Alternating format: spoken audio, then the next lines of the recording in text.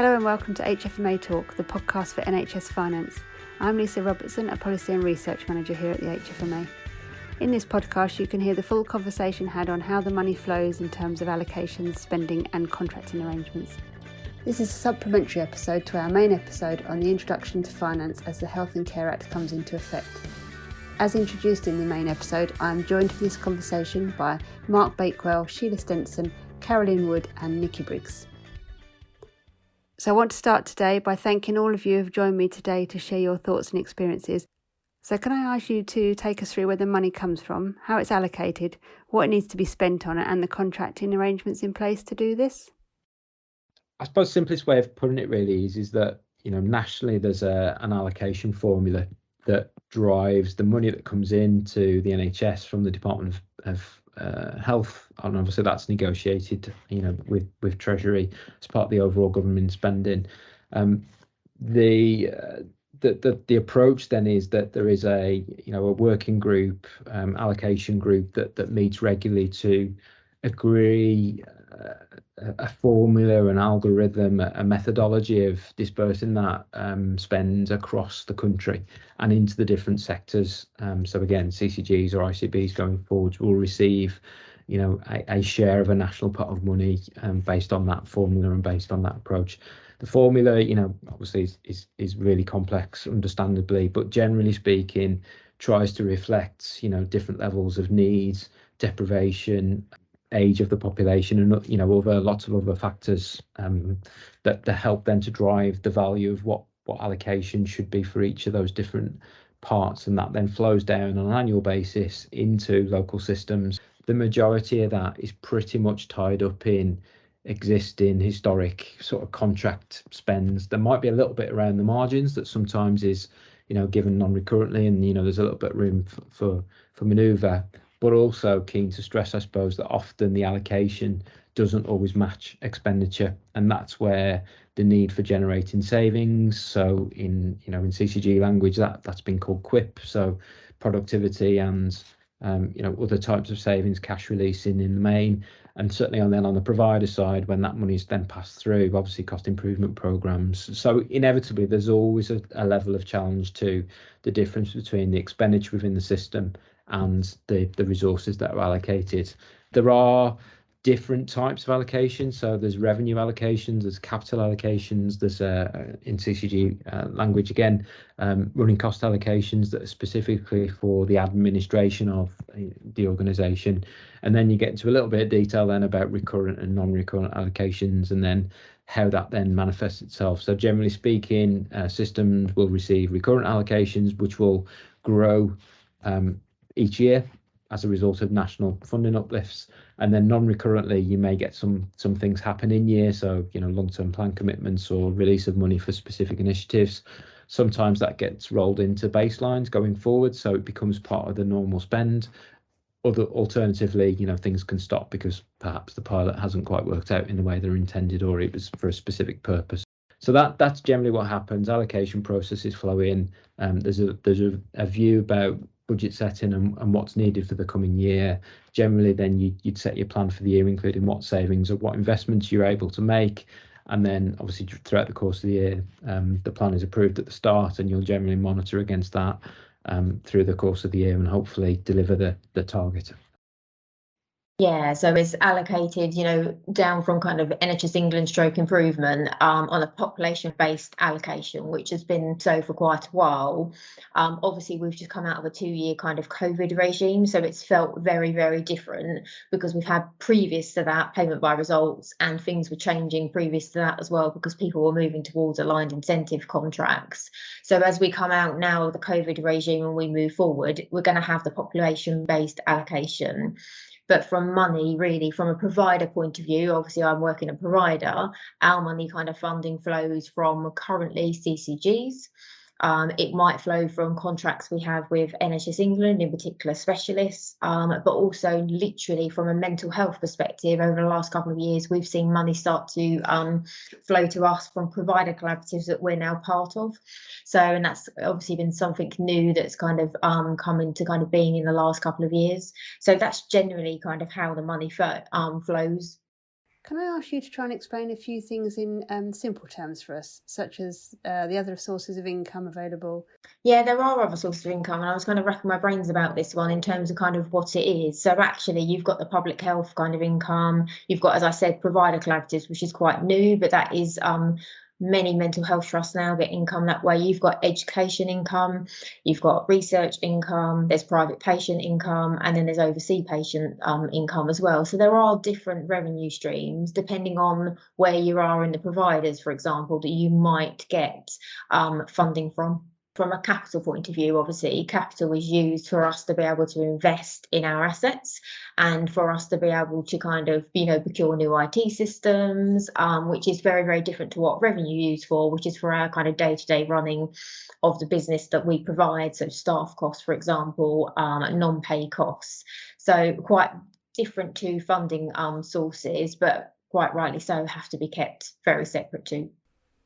And with the expected use of pooled budgets increasing, also known as Section 75 agreements, can you explain simply for us what a pooled budget is? Yeah, of course. The Section 75 agreement allows the NHS to work with partners to contribute, a sum of money into kind of a fund, which is then used by all of the parties that are involved to commission services, whether that be health services or whether that be social care services.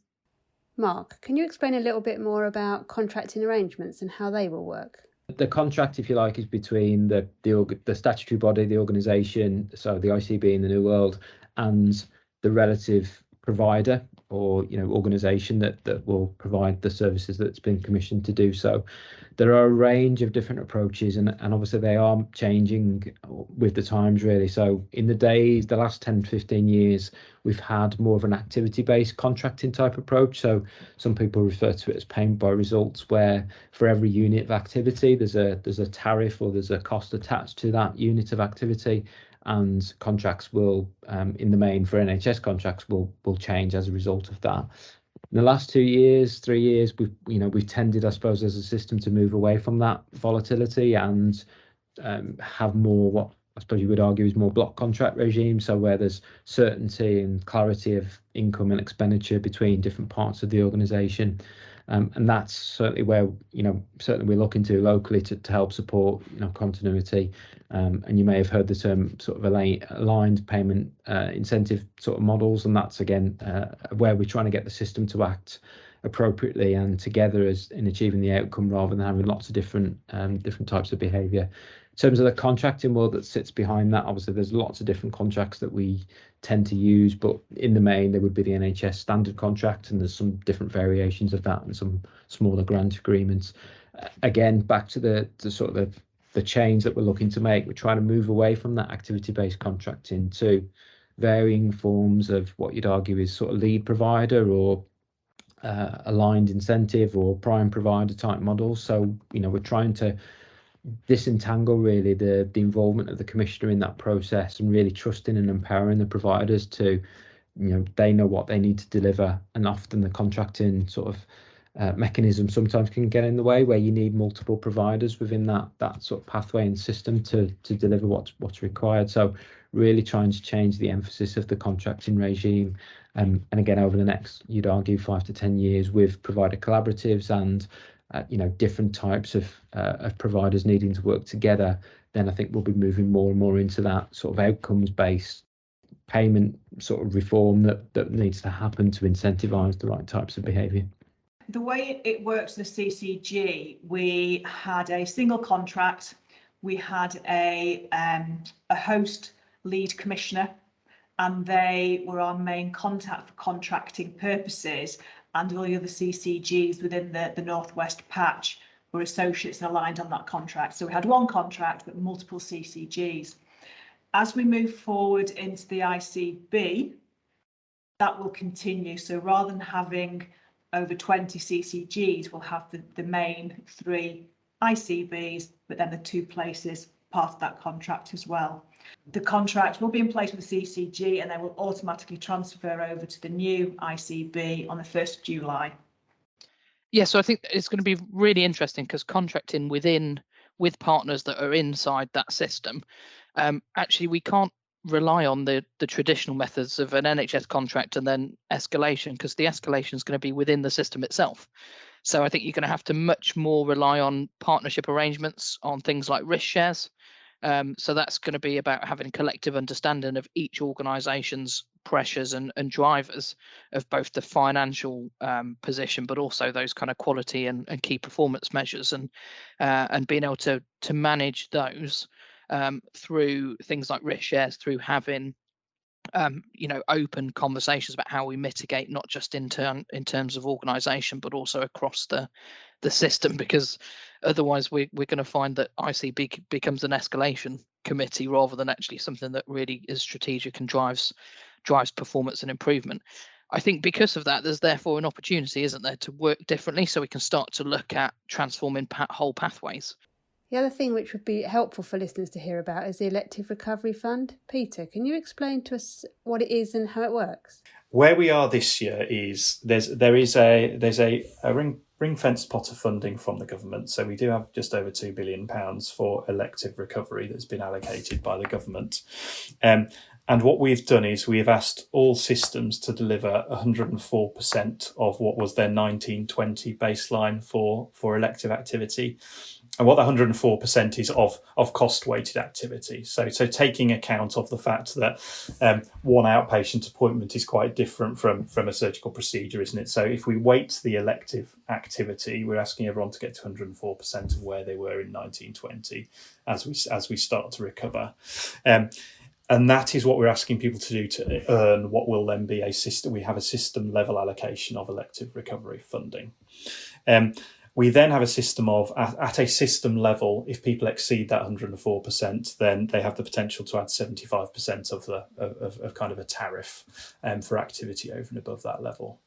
At a provider level, then, what we've got is we've asked people to apply what's called aligned incentive contracts. And what they really do is, for elective activity, we ask systems to agree with their providers an elective activity plan and a fixed payment for the activity that they mutually agree to deliver in that year.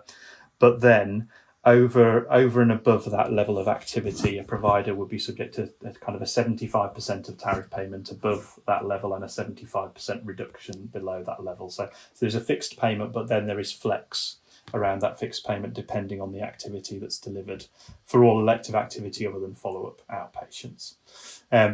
Now, the slight complication to this is we're also asking that in aggregate provide that all of the provider positions on activity sum up to what needs to happen at system level. So I know that's a bit of a complication within a system where some providers are delivering against 104% plus and some aren't. But that's broadly what we're trying to achieve, is have the funding available for people to do the extra activity they're going to do and to incentivise them to do that in a suitable way.